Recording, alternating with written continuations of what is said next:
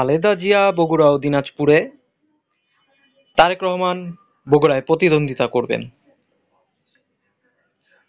গুলশানে বিএনপির চেয়ারপারসন কার্যালয়ে সংবাদ সম্মেলন। ত্রয়োদশ সংসদ নির্বাচনে প্রার্থী ঘোষণা করছেন দলটির মহাসচিব মির্জা ফখরুল ইসলাম আলমগীর।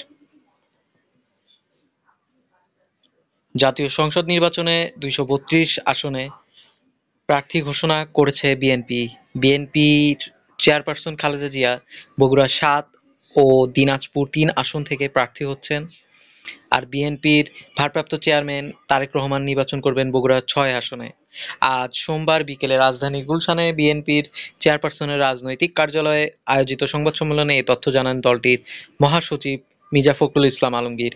মির্জা ফখরুল বলেন, যেসব আসনে প্রার্থী দেওয়া হয়নি সেগুলো পরে ঘোষণা করা হবে। এর বাইরে কিছু আসন শরিকদের ছাড়া হবে।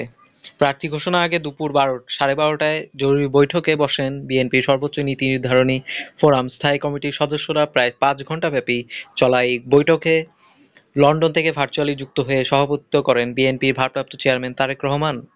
আসন্ন জাতীয় সংসদ নির্বাচনে দলীয় প্রার্থী চূড়ান্ত ও চলমান রাজনৈতিক পরিস্থিতিতে করণীয় ঠিক করতে এই বৈঠক হয়। আগামী ফেব্রুয়ারির প্রথমার্ধে জাতীয় সংসদ নির্বাচন অনুষ্ঠিত হওয়ার কথা রয়েছে। আগামী ডিসেম্বরে প্রথমে নির্বাচনের তফসিল ঘোষণা করা হবে বলে নির্বাচন কমিশনের পক্ষ থেকে জানানো হয়।